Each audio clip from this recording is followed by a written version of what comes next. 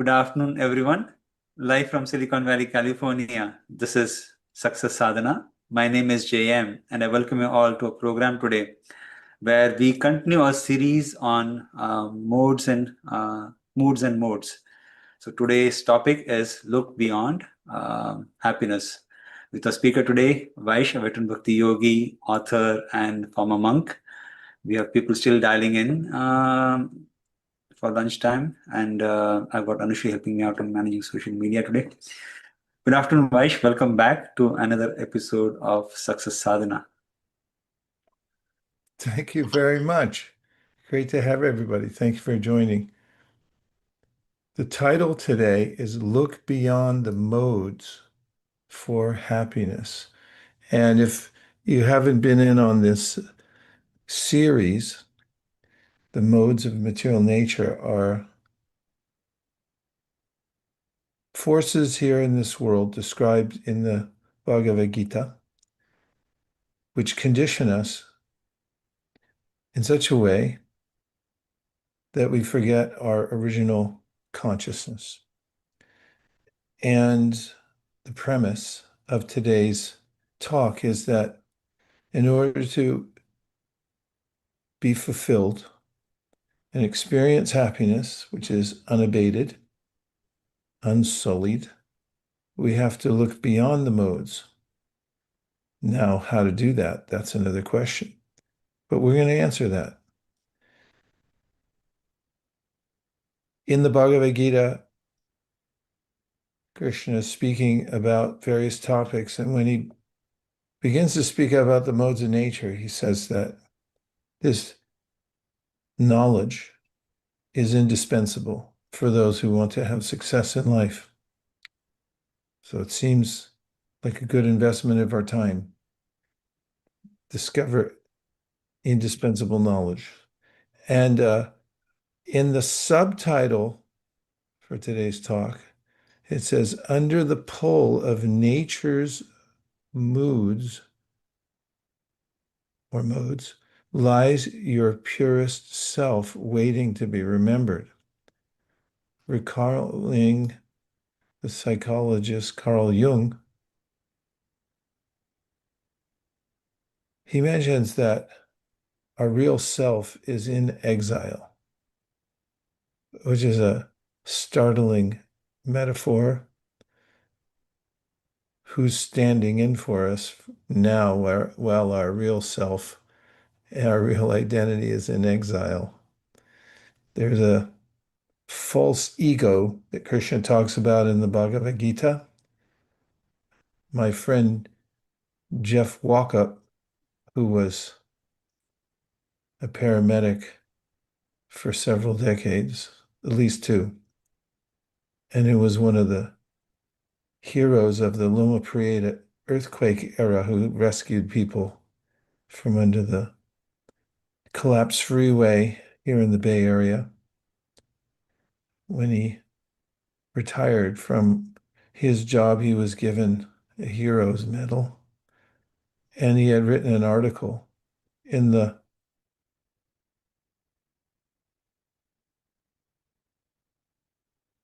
paper that they have for paramedics, and it went beyond that. It got published in several places, and he talked about hiding behind the mask of the hero. He had some revelation about playing a role. So Jung mentioned that we wear various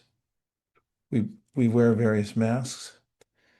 Part of that is our forgetfulness of our real role and our real self. So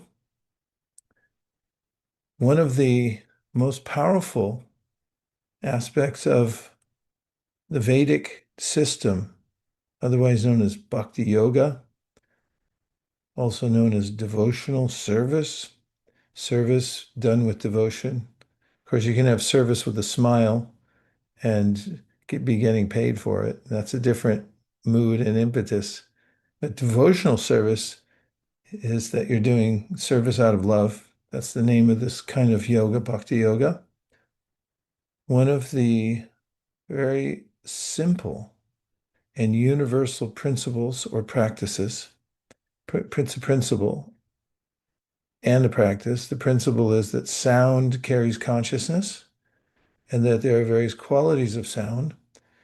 And when you engage in mantra meditation, you connect to a higher kind of sound, which is one of the topics for today, the clause I'm about to speak, which is that beyond the modes of material nature, we have an original consciousness.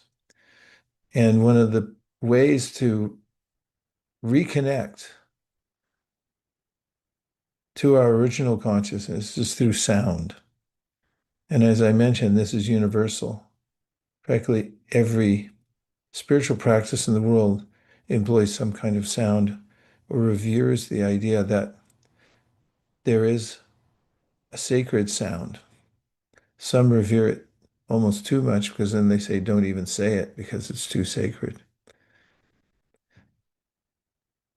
But in the teachings of devotional service, one can certainly say it. One just has to be mindful. So I thought, since I haven't done it for a while, we can start the first few minutes with a short meditation on the mantra Nitai Gauranga, which we haven't sung together for at least 2.5 months by my calculation. And I'm going to repeat this mantra 5 times in the key of C. And I'm going to put a drone behind me. And if you want to try the mantra, I recommend that we start right now. I'll start the drone, put you in the mood. By sitting up a little straighter than you were a minute ago. And come into the present. The body lives in the past, the mind lives in the future, and you, who exist always in the present, exist in the present. And if you'd like to try closing your eyes, please feel free to do so. And relax, but keep an alert mind and bring your awareness to the present. You can become aware of your breathing. Everything breathes in this world. In fact, it's almost as if we're on a ventilator because we can't stop breathing once we come into this body. Unless there's a glitch somewhere, we just keep breathing till we breathe our last breath. We have a connection to this ephemeral material world through our body and senses, but we exist beyond them. And the mantra that I'll say, and if you like, you can repeat behind muted mics, has 2 names. They're sacred names, Nitai and Gauranga. Nitai is the form of the Supreme, gives unlimited compassion. And Gauranga means those who have, is the form of the Supreme that bestows spiritual happiness, opens the door to spiritual practice. So it's a good mantra to begin with. So I'll say 5 times slowly, and please feel free, if you're in an environment where it won't be a disturbance, to say it along. Otherwise, just listen to the sound and concentrate on it. Nothing else to think of and nowhere else to go. Nitai Gauranga.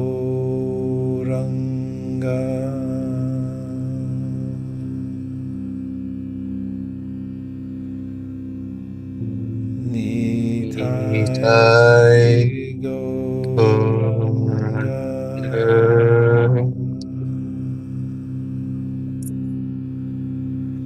Nitai Gauranga.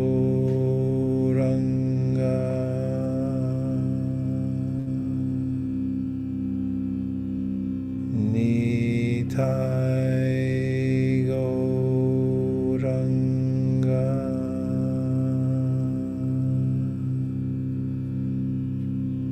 Nitai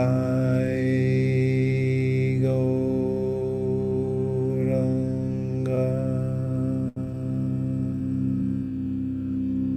And now just be aware that you exposed yourself to spiritual or transcendental sound beyond the modes of material nature.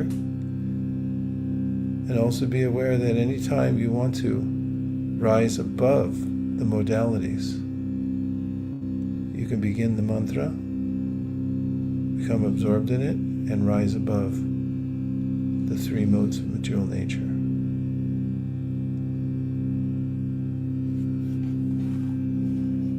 Now take a minute to reorient yourself to your external body. You can feel your toes, your fingers.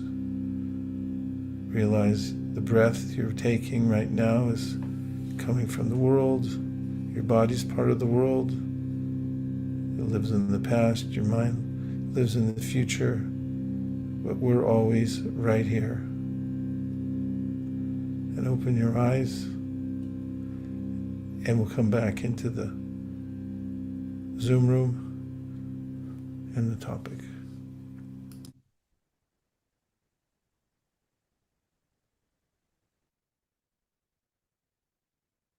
Drone C,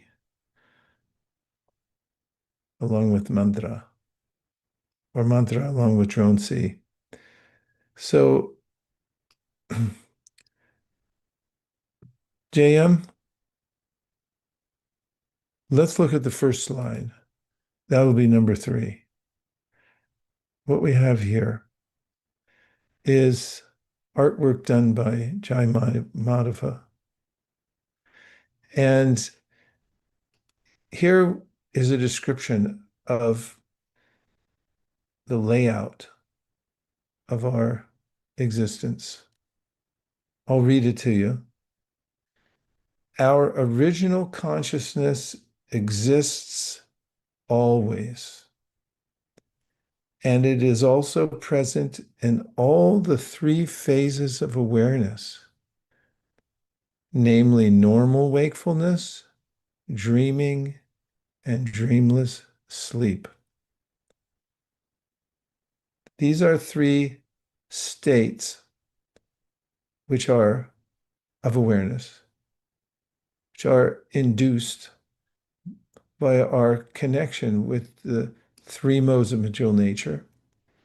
And I'll go into more detail about the effects of the modes of material nature in a while. But this is to show, and this picture illustrates, that within the physical body, which includes 2 bodies, one is the gross physical body, and the other is the subtle physical body. And the subtle physical body is made up of mind, intelligence, and false ego. Those are 3 elements, albeit subtle elements. The gross material body is made up of the gross elements: earth, water, fire, air, ether. And they get subtler from there, the ones I just mentioned. So in that gross physical body is encased a subtle physical body, but beyond both of those material bodies is us. And our original consciousness exists always.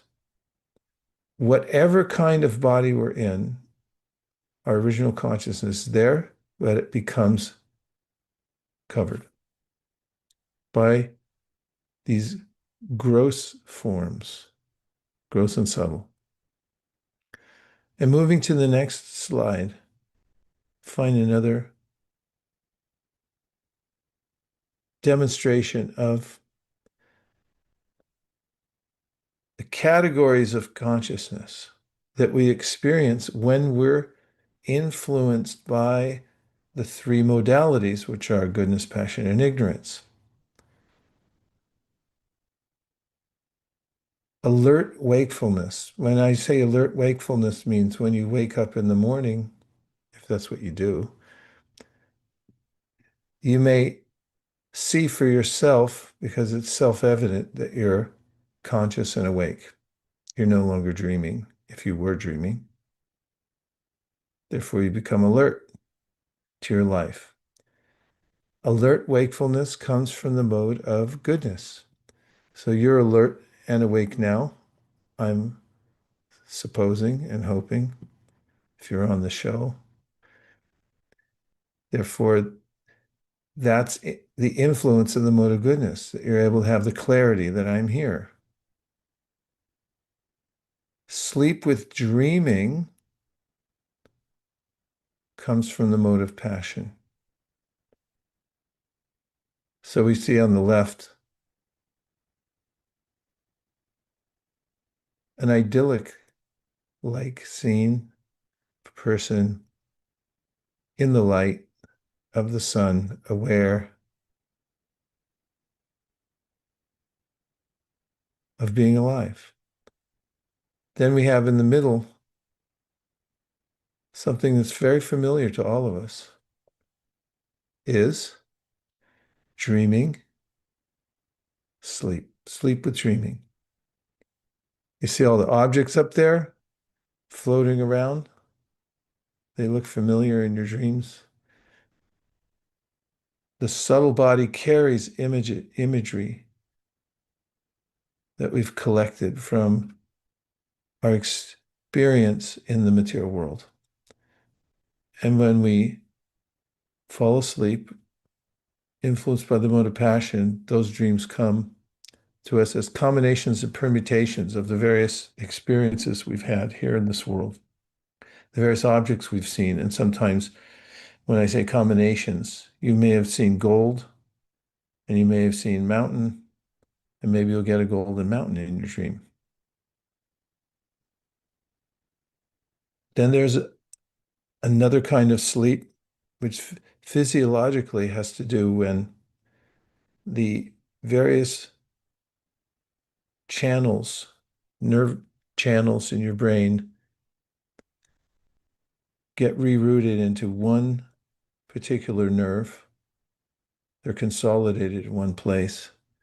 You go into this mode of dreamless sleep. And this is the effect of the mode of ignorance.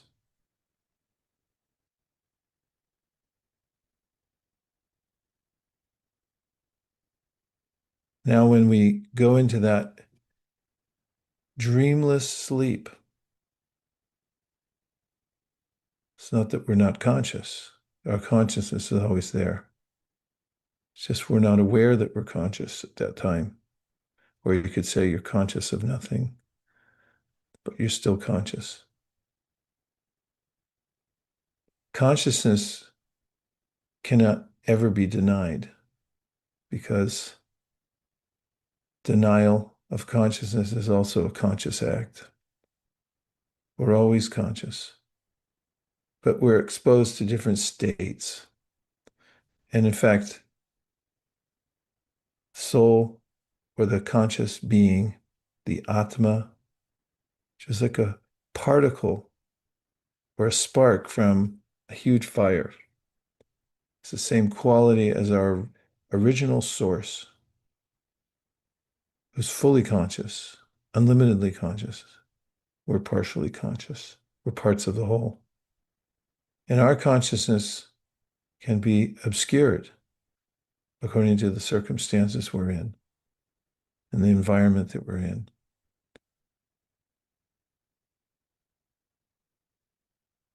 And now, if we look at slide number 5, we can talk about the fourth state of consciousness called Turiya. That's our original conscious state. That state of consciousness pervades these 3 states, that is, the aforementioned states, but it's transcendental. In other words, to repeat, when we're aware that we're awake, when we're sleeping and we're dreaming, or when we're sleeping and we're not dreaming, we're in very deep sleep called susupti, sleep with no dream. We're still conscious. And we still pervade the environment that we're in while we're in those various states.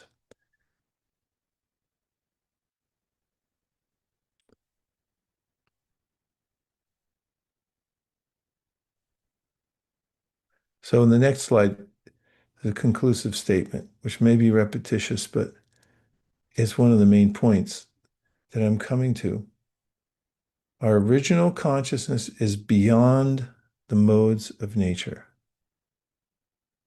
Being covered by the modes of nature, our original consciousness is obscured.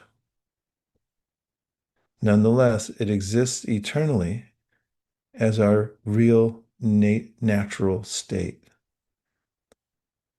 So logically, that means when we're affected by the 3 modalities, goodness, passion, and ignorance, we're not in our original natural state of consciousness. And according to the great wisdom literatures of the world, there's a process, it's called sadhana, to come back to our original state of consciousness. Now, there's some good news connected to that, and that is our original state of consciousness is unencumbered by the modes of material nature, but more than that, is positively blissful, full of knowledge, and full of eternality. When I'm under the 3 modalities and affected by them, I become unaware of my existence. I begin to think that I'm threatened by non-existence. I know that I exist, but I also have a sense that I could lose that state of existence and go into non-existence. It's a very interesting psychological study that some people wish they didn't exist. And let's come back into the room to discuss this because it's a little sensitive. That is that in the Bhagavad Gītā, Kṛṣṇa describes how one can become so disappointed with one's experience when the self is in exile and we're masquerading in this world as someone we're not. Jam, are you still there? He's frozen. At least he has a good profile. And therefore, when there's a sense that we have a true self and an original state of consciousness, from the perspective of one affected by the modalities, goodness, passion, and ignorance of the material world, I may think that sounds like more suffering. Jam, if you can hear me, bring us back into the Zoom room, please. And therefore, there are various philosophical propositions that the solution to suffering is to stop existing. As existence means desire, means activity. But because desire, activity is entangling and it brings me into suffering, therefore, I'll erase it and I'll erase consciousness. But consciousness can't be erased. It's eternal, you're eternal. We're all eternal. We exist in the past, we exist now, always exist. Therefore, the great sages have combined to contribute to the teachings which bring us to a permanent solution that's much more natural than trying to extinguish our sense of self, which they say can't be extinguished. And that is to uncover our original self, our original selves. When the self is uncovered and we see our real nature, there's an immediate sense of satisfaction. Just as when it's pitch black at night and the sun rises, we may naturally feel joyful because darkness means fear, means ignorance, and the light brings out the variety of the world, possibility for enjoyment. Giving a material example. First time I ever went to Hawaii, I got there at night. Nu'uanu Valley. I went to an ashram there. It was late at night, late flight, cheap flight, got me in late. Went to sleep in the dark. Got up early, and I was sitting in a room when the light came up. And the more it came up, the more I saw the flora and fauna of Hawaii, which is stunningly beautiful. And I just felt overwhelming sense of happiness. The experience of spiritual awakening is described in a similar way. We have a self. It's always there. When it goes into exile, when we lose our sense of who we really are, we're in darkness, covered by the modalities. Whether they're goodness, passion, or ignorance, we're still covered. We've still lost touch with our real self. But when we're able to, through the process of devotional service, reclaim ourselves or uncover our real nature, there's a sense of great joy, as described in the Bhagavad Gītā and other literatures. It's called Brahma Bhuta. When you realize that, oh, I'm a self that can't be extinguished. What's more, I'm full of light. In the Gita, Kṛṣṇa says, that experience brings immediate happiness. It's not that you won something. It's not that you got a package from Amazon Prime and for a few minutes you feel satisfied until you realize that you open the package that's the wrong size or color.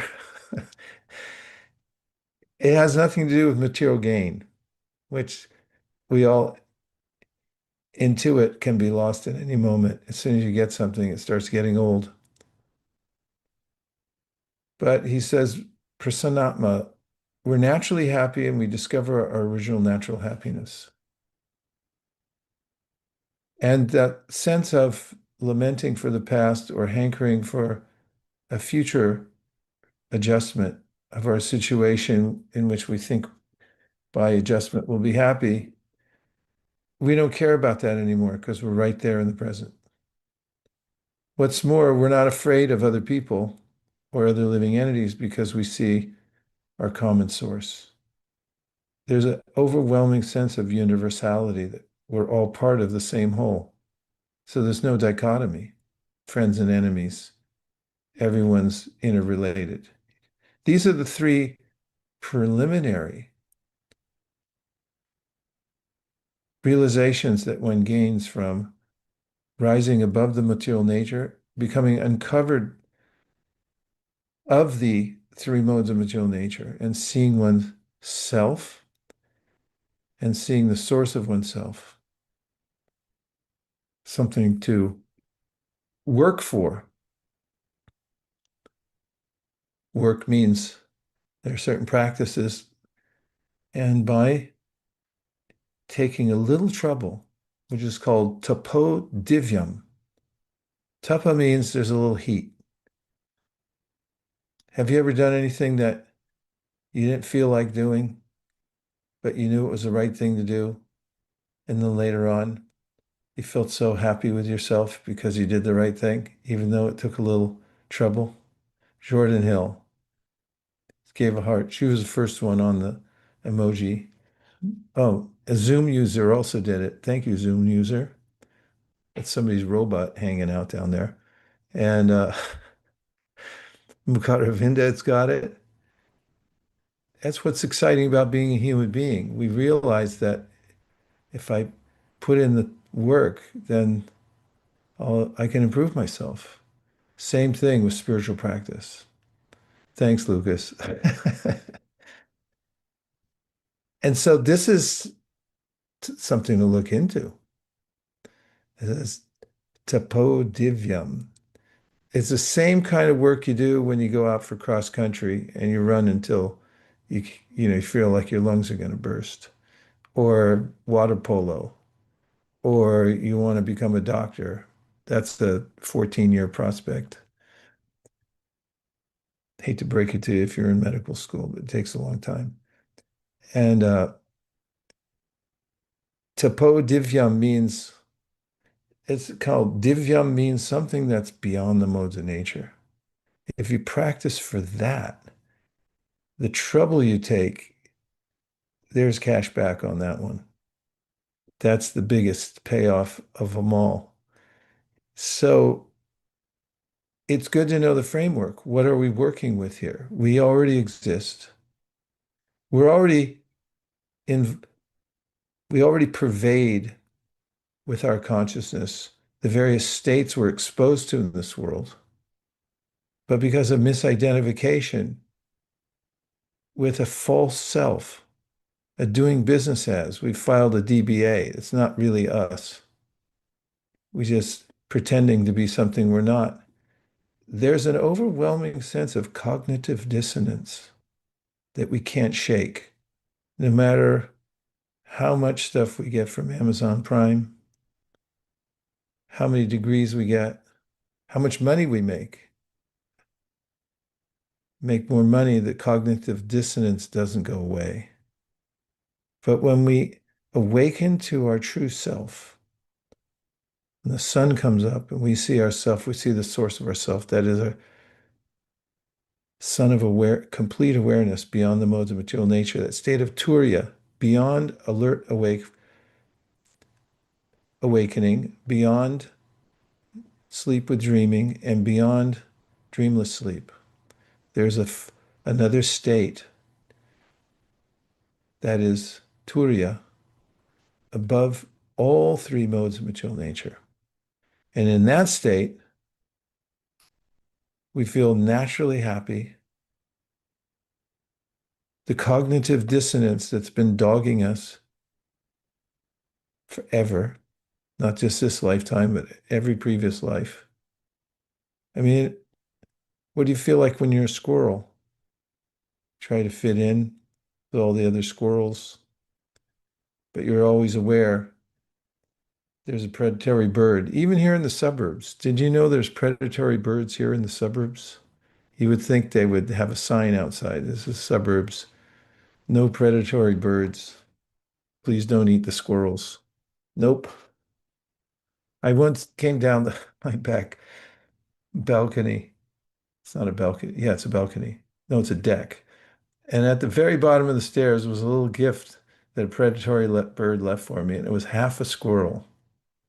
I wrote a little vignette about the half a squirrel. Somebody tore the squirrel in half. The squirrels have cognitive dissonance because when they see a shadow over their head, they could be destroyed at any minute, even though they're innocent little creatures. Everyone lives in that type of fear here in the material world. So rising above the material nature means rising above the modalities. Okay. Now I'm going to try to provoke a conversation, but I'm going to show one more slide.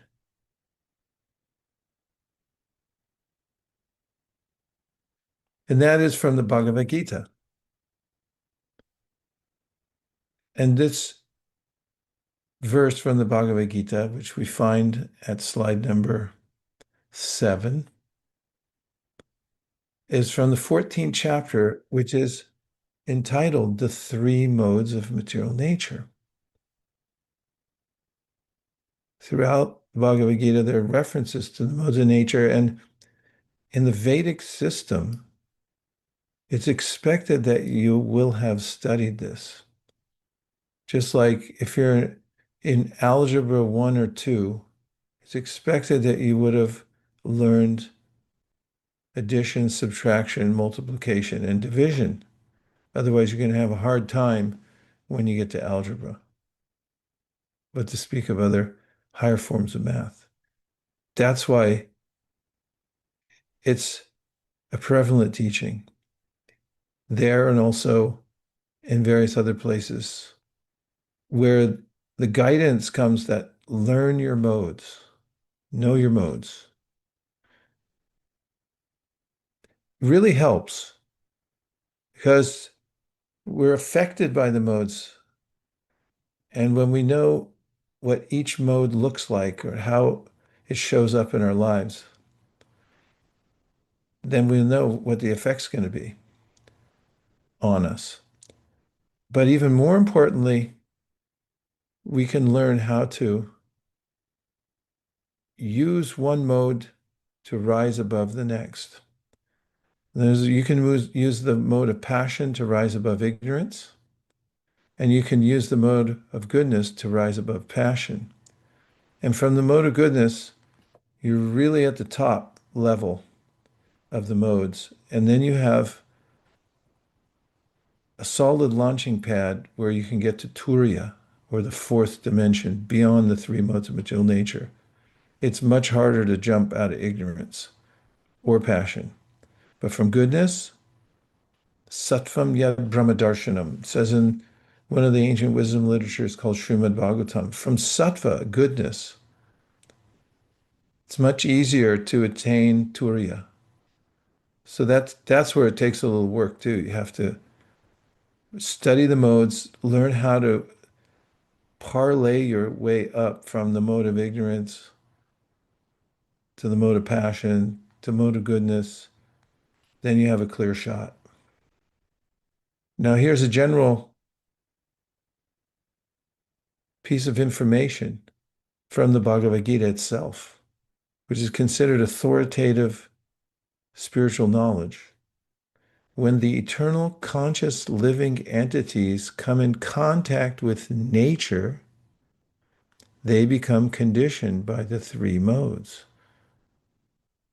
So everything is made of the modes. The modalities are pervasive. If you look at those squiggly lines down there, we can interpret those a little bit. They look like threads. The modes are also thread-like.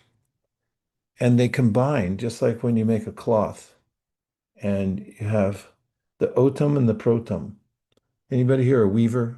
Any weavers on the show today? When you weave cloth, You have horizontal and vertical. You keep throwing this little weight that goes through, and again you cross them over until they become one thing. But they're actually two things.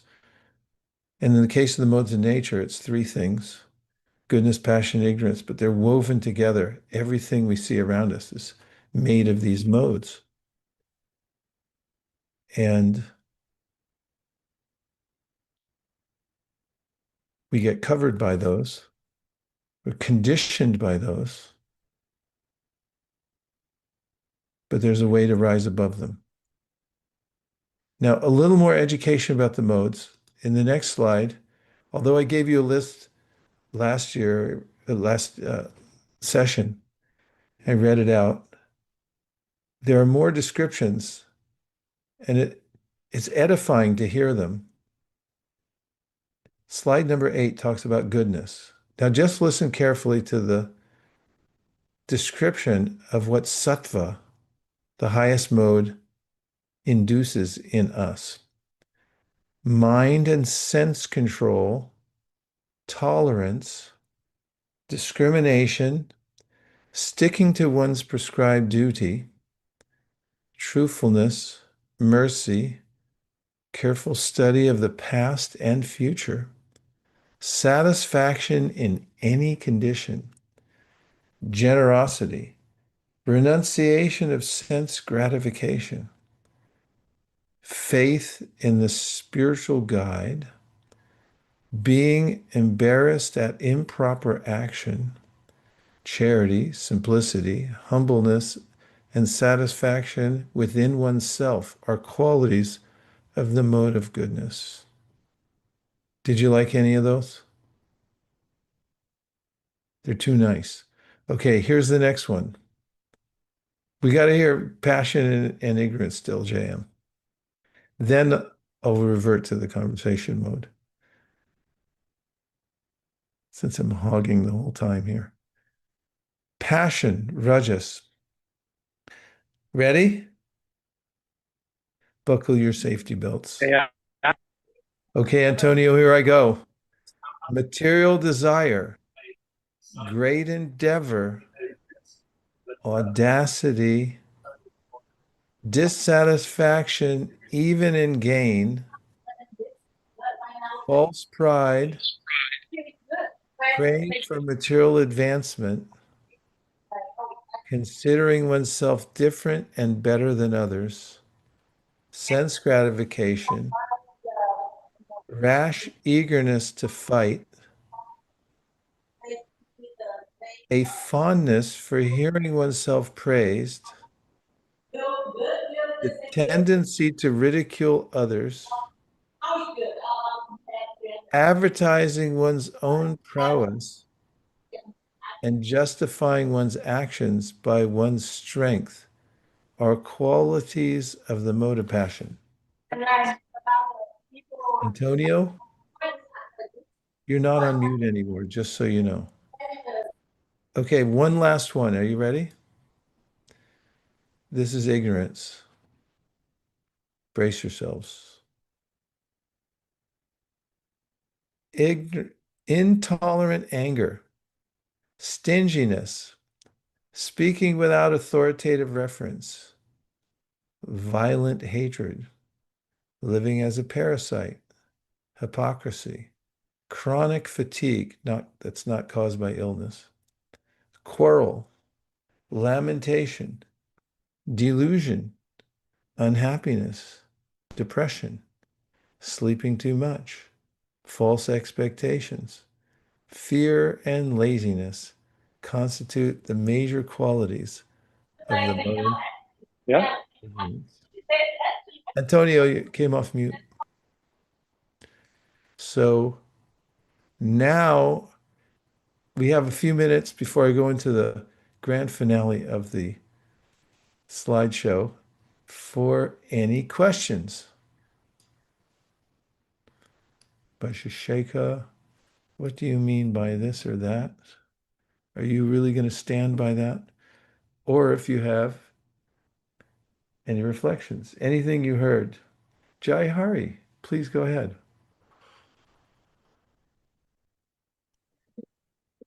Thank you very much. Please accept my humble obeisances. I'm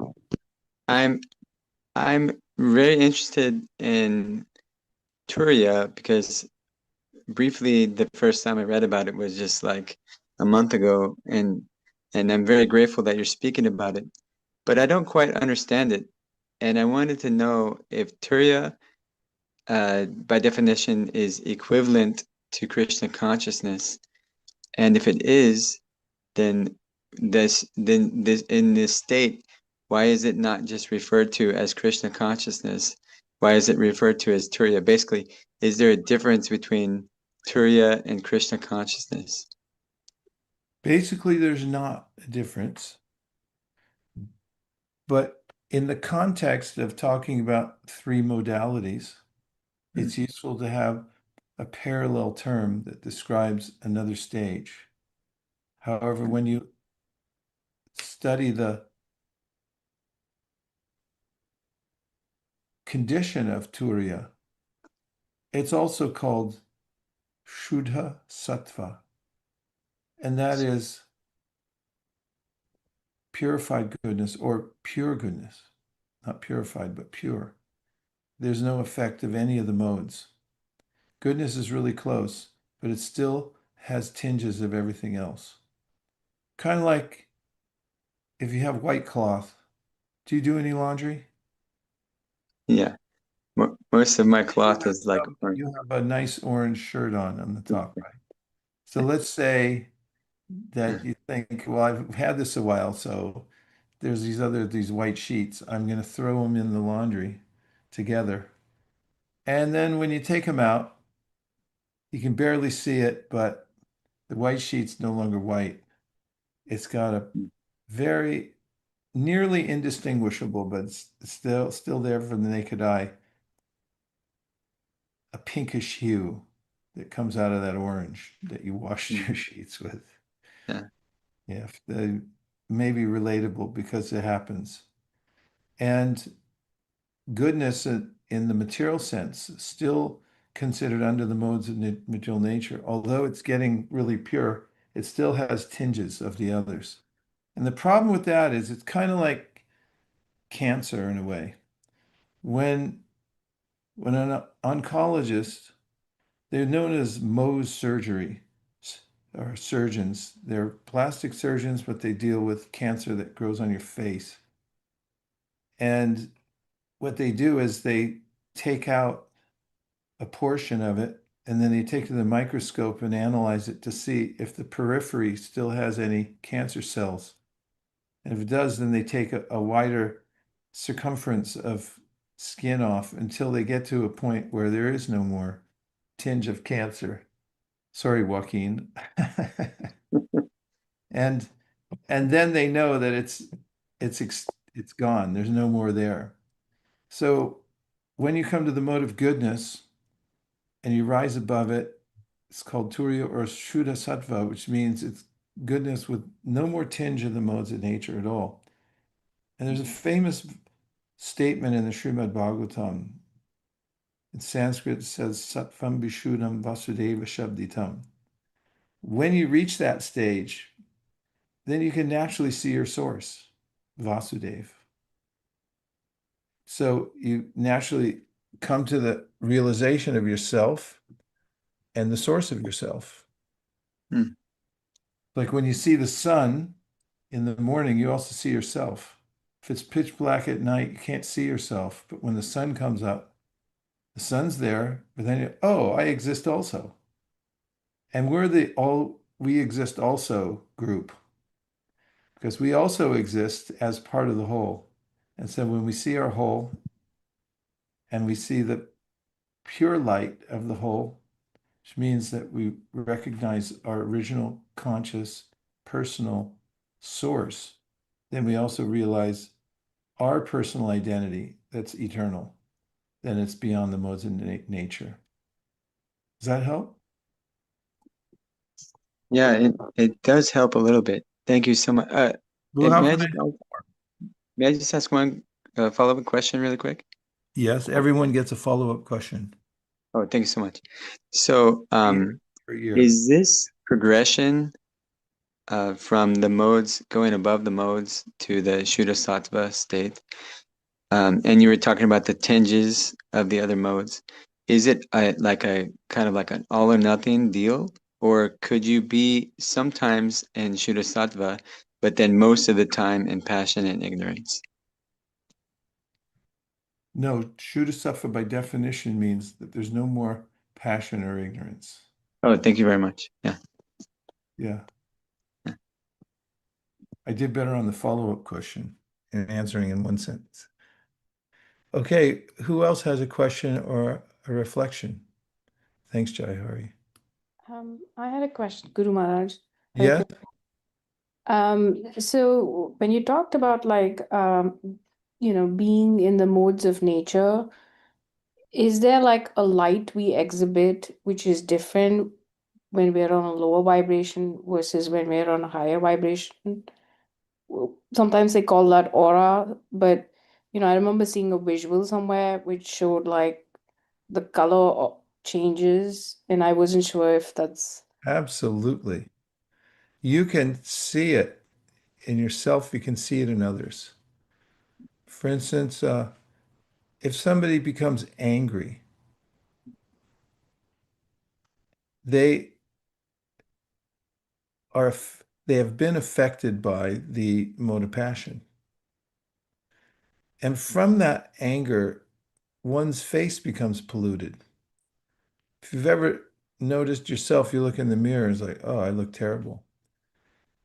And mode of ignorance, those who are addicted to something, they feel guilty about it, and they're pulled down into a dark state in their life. You can see it in their countenance. And when somebody's in the mode of goodness, they look illuminated. There's a lot you can read in the physiognomy of somebody who's in passion, goodness, or ignorance.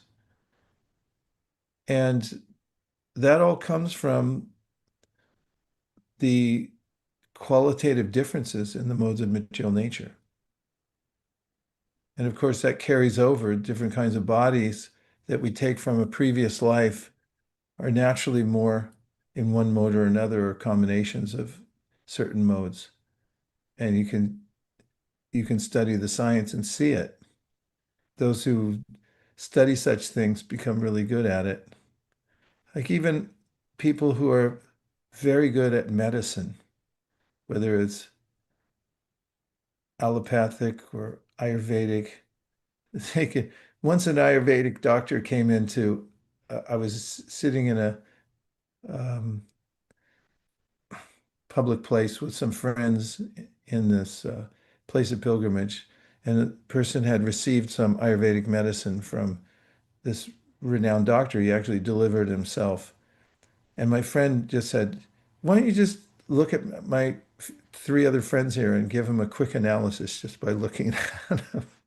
And he went through, he's like, okay, now you're eating too much of this or that. He looked at somebody else, said, you're in anxiety, too much anxiety. And practically after he left, everyone said, wow, that was really accurate. So there's a way we can see the telltale signs of goodness, passion, and ignorance in our countenances, and as you're describing, our effulgence. Those who are sense controlled, who are cultivating goodness, you look at them and you go like, whoa, you're bright. Look at the light coming out of you. Yes, so it's definitely noticeable. Okay, JM, I have three more slides. Let's try that. Joaquin, please go ahead. Hi, Hare Krishna Prabhu. Please accept my humble obeisances. Yeah, so just from what you were saying right now, so it is possible, or is it possible to be in like in mixed modes, goodness, Yeah, passion, and ignorance at one time? always. It's always a mixture because the modes are always fighting for supremacy. Somebody's in the mode of goodness and then they get affected by passion. You might have experienced in your own life. You cultivate a habit of goodness and you're sailing along, and all of a sudden it's almost as if you were swimming and you got pulled from, one of your legs got pulled down and you get pulled into you get pulled in under the water. And you're like, how did that happen? It's because the modes are very powerful and they're always mixing. And somebody is hanging out in the mode of goodness, unless they're really careful, they'll get affected by passion or ignorance, and vice versa with all the different modes. Thank you so much. Yes. Okay, slide 11. The all-important slide. From the Bhagavad Gītā, again, on the chapter that describes the modalities, Krishna says the following: when the embodied beings transcend these three modes associated with the material body, they become free from birth, death, old age, and their distresses, and enjoy nectar even in this life. So it's not inconsequential to rise above the three modes of material nature. And when we're still conditioned by the modes of material nature, it's as if we're in a prison. We can look out, we can see the free light outside and see what it looks like. But it doesn't mean we can go out there. Still have to stay in the prison. And when we're in this body, we may get theoretical knowledge of the self. We may even have a vision of, I'm not my body. But as long as we're conditioned by the modes of material nature, we're still restricted by the habits dictated to us by the modes of material nature. And just like bars, we can't get free from them unless we do. And that brings us to the last slide. Advice for those in the modes. One of the most prevalent descriptions of a way to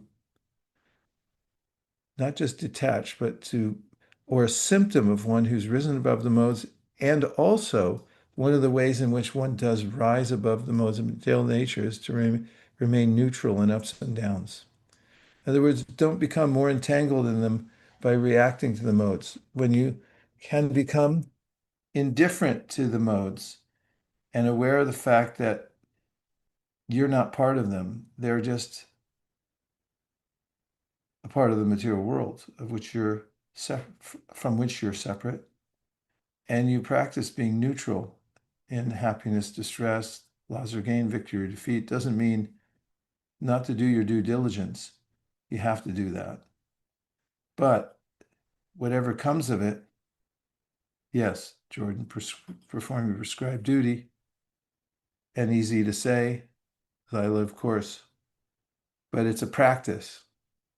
And the other is to meditate on transcendental form. There's two items there.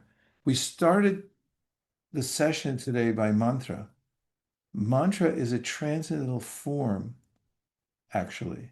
It's like a zip file. It contains information that we don't necessarily see right away, but within the mantra is the form of the mantra.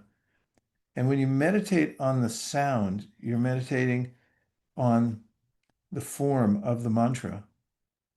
And it's that form which is called an avatar, which can pull us above the modes of material nature. That's why mantra in the Yoga Sutras, Patanjali Muni talks about being neutral, talks about meditation, and then he says, if you're able to utter the mantra, which he describes as Om, you can shortcut the process because it's all-powerful.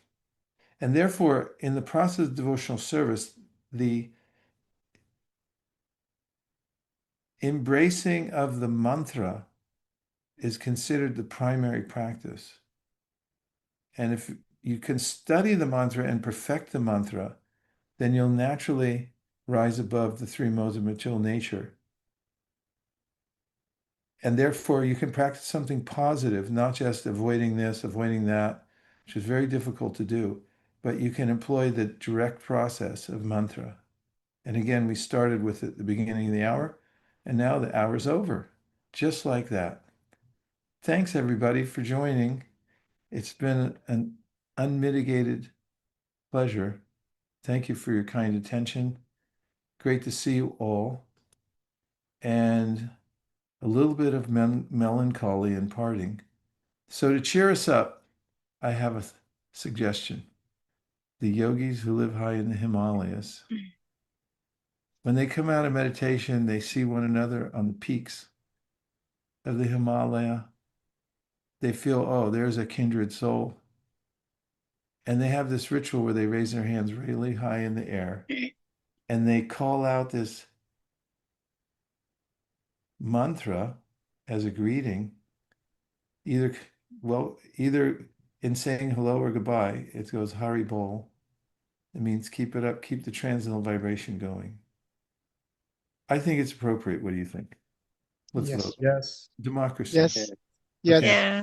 I'm going to do it. You can do it if you want. Hari Bol. Haribol. Haribol. Thanks, everybody. Haribol. Thank See you. you again soon.